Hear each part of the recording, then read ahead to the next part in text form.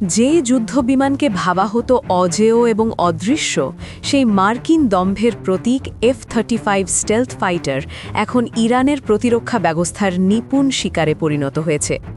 ১৯ March শেষ রাতে ইরানের কেন্দ্রীয় আকাশ সীমায় ঘটে যাওয়া এই ঘটনা সামরিক ইতিহাসে এক নজিরবিহীন অধ্যায়ের সূচনা করল। ইরান এক বিবৃতিতে জানিয়েছে, বৃহস্পতিবার স্থানীয় সময় রাত 2:50 তাদের অত্যাধুনিক বিমান প্রতিরক্ষা ব্যবস্থার রাডারে ধরা পড়ে এই মার্কিন ঘাতক।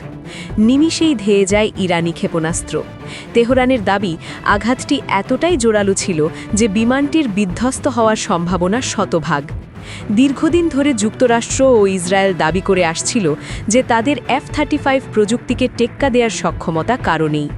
কিন্তু গত ফেব্রুয়ারিতে সর্বোচ্চ নেতা আয়াতুল্লাহ আলী খামেনি নিহত হওয়ার পর শুরু হওয়া এই সংঘাত এবার নতুন রূপ নিল। ১২৫টিরও বেশি ড্রোন ভূপাতিত করার পর এবার সরাসরি পঞ্চম প্রজন্মের যুদ্ধ বিমানে আঘাত হেনে ইরান প্রমাণ করল তাদের আকাশ সীমা এখন দুর্ভেদ্য এক দুর্গ। এদিকে পেন্টাগন শুরুতে বিষয়টি এড়িয়ে যাওয়ার চেষ্টা করলেও মার্কিন সংবাদ মাধ্যম CNN আসল সত্য ফাঁস করে দিয়েছে। সূত্রের বরাতে তারা নিশ্চিত করেছে, ইরানের আঘাতে মারাত্মকভাবে ক্ষতিগ্রস্ত হওয়া ওই F-35 বিমানটি পশ্চিম এশিয়ার একটি মার্কিন ঘাঁটিতে জরুরি অবতরণ করতে বাধ্য হয়েছে। মার্কিন সেন্ট্রাল কমান্ড সেন্টকমের মুখপাত্র ক্যাপ্টেন টিম হকিন্স স্বীকার করেছেন যে ইরানের আকাশে একটি যুদ্ধকালীন মিশনে থাকা অবস্থায় বিমানটি আক্রান্ত হয়। এটি কেবল একটি যান্ত্রিক ত্রুটি নয়, বরং সরাসরি ইরানি প্রতিরক্ষা ব্যবস্থার আঘাত, যা এখন খোদ মার্কিন সামরিক মহলে আতঙ্কেই সৃষ্টি করেছে।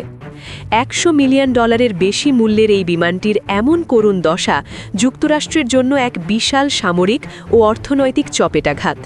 আশ্চর্যের বিষয় হল, এই ঘটনার কয়েক ঘন্টা আগেই মার্কিন প্রতিরক্ষা সচিব প্যাটেক্সে দম্ভ করে বলেছিলেন যে তারা নিশ্চিতভাবে জয়ী হচ্ছেন এবং ইরানির বিমান প্রতিরক্ষা ব্যবস্থা নাকি মাটির সাথে মিশিয়ে দেয়া হয়েছে। কিন্তু তার সেই আস্ফালন যে কতটা ফাঁপা ছিল তা কয়েক ঘন্টার ব্যবধানেই বিশ্ববাসীর সামনে উন্মোচিত হয়ে গেল।